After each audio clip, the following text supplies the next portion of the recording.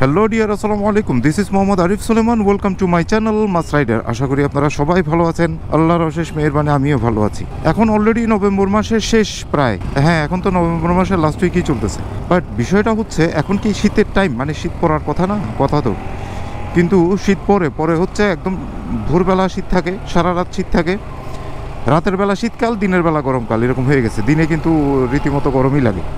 Anyway, যে বিষয়টা নিয়ে কথা বলার জন্য আজকে আপনাদের সামনে উপস্থিত হয়েছি সেটা হচ্ছে সেকেন্ড সার্ভিসের পরে। আমি এর আগে আমার মাইলেজ নিয়ে যখন ভিডিও করছিলাম, আপনারাও অনেকে অনেক কথা জিজ্ঞেস করতেছিলেন। আমি বারবার একটা কথা সবাইকে অনেককেই বলছি যে সেটা হচ্ছে সেকেন্ড সার্ভিসের পরে বোঝা যাবে আমার বাইকের মাইলেজের স্টেবিলিটিটা কেমন। তো সেকেন্ড সার্ভিসের পরে this is first time I will load my tank with fuel. So এখন আগে ফুয়েলটা লোড করি, তারপরে সেকেন্ড সার্ভিসের পরে প্রথম মাইলেজটা আমরা হিসাব করে ফেলবো। আজকে তো রাশ আছে, দেখা যায়। ফুল দিবেন। আচ্ছা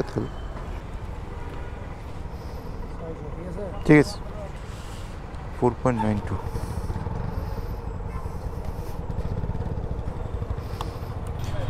ডিয়ার ভিউয়ার্স, আমার এখানে লোড হইল 4.92 লিটার তেল। এবার আসি ক্যালকুলেশনে। 170 ডিভাইডেড বাই 4.8 মানে হচ্ছে 35।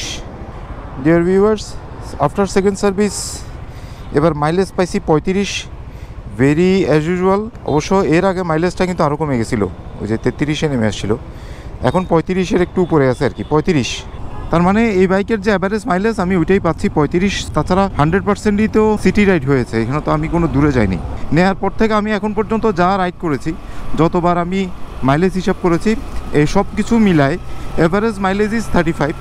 এটা হচ্ছে সিটিতে, আমি সিটিতেই রাইড করেছি, বাইরে কোথাও যাইনি।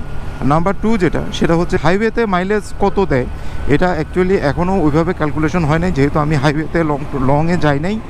তো এর ভিতরে আবার প্ল্যান আছে, সেটা একটা লংয়ে যাওয়ার প্ল্যান আছে। তো যদি লংয়ে যাই, হাইওয়ে ট্যুর করি, তাহলে অবশ্যই হাইওয়ে মাইলেজটা লাস্ট একবার আফটার সেকেন্ড সার্ভিস হাইওয়ে মাইলেজটা কত সেটাও আপনাদেরকে জানাবো।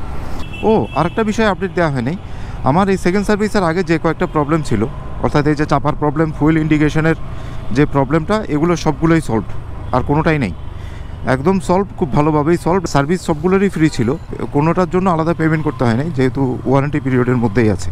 বিশেষ করে এই যে ফুয়েল ইন্ডিকেটর, তারপরে চাপা, এগুলো সবগুলোই সলভ। আর তাছাড়া এই মুহূর্তে অন্য কোনো প্রবলেম অবশ্য আমার বাইকে দৃশ্যমান আর নাই।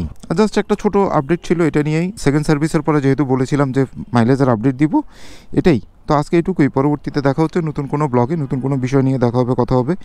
ততক্ষণ পর্যন্ত সবাই ভালো থাকবেন, সুস্থ থাকবেন, নিরাপদে থাকবেন এবং অবশ্যই নিরাপদে বাইক রাইড করবেন। আর আমার এই ছোট্ট চ্যানেলটাকে যারা এখনও সাবস্ক্রাইব করেন নাই, প্লিজ সাবস্ক্রাইব করে দিবেন। আর ভিডিও যদি ভালো লাগে ডেফিনেটলি একটা লাইক দিবেন। আজকের মতো এখানেই বিদায় নিচ্ছি। খোদা হাফেজ।